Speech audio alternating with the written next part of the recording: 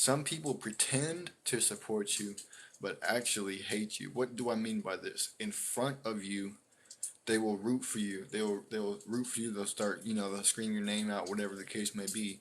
But behind you, they're talking all this smack on your name. They're talking about how you ain't this, you ain't that. You need to go jump off a cliff, or I want this and that. I want his car, I want his watch, or I want his girl or his house or his money, whatever the case may be. They don't really support you.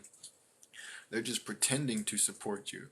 Those people are the type of people, they're like the goofies that are up in here. They're up in here and they're watching, but they're acting goofy. So that's why they get muted and blocked. It's the same scenario here. They pretend to support you in your face, but behind you, they're talking smack, because deep down they're jealous. They only support you because they're trying to get closer to you for the wrong reasons.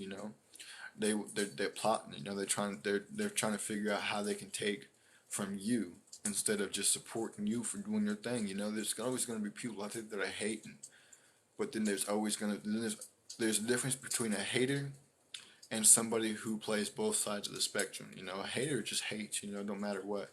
I mean, obviously, he ain't gonna say it to your face because they're cowards. But somebody who plays both sides of the spectrum are the people that need to get cut off real quick.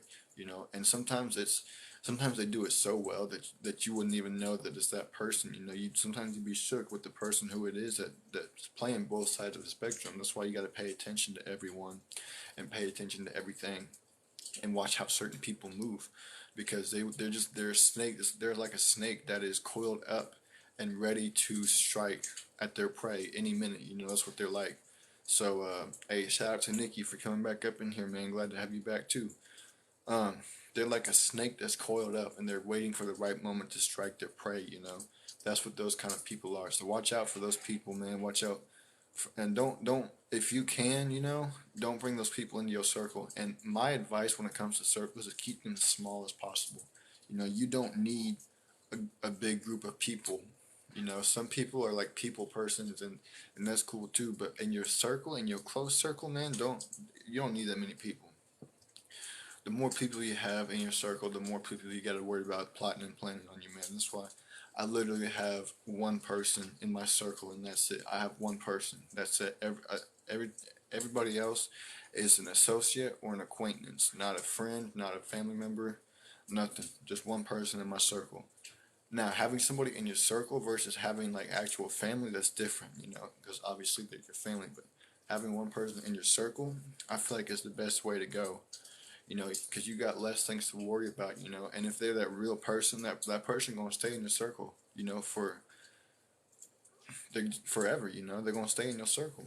So once you find that right person, keep them in your circle, man. Once you find that right person, you don't need nobody else in your circle. You don't.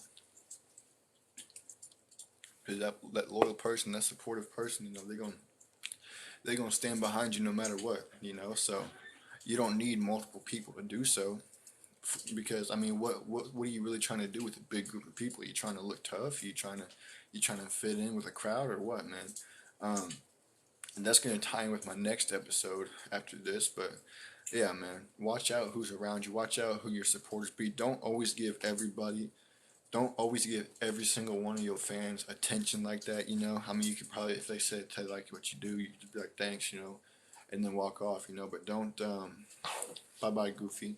Don't give everybody attention, because not everybody loves you the same as a real supporter would be. Not everybody supports you as much as your bro does, or your sister, or whoever. Some people are just supporting you so they can reach out and grab something from you when the time is right. They'll turn around and put a weapon in your face and tell you to give them everything that you got. Some people are just snakes. Some people are two-faced like that, and that's just how people are. There's nothing you can do about that. You can't change those people.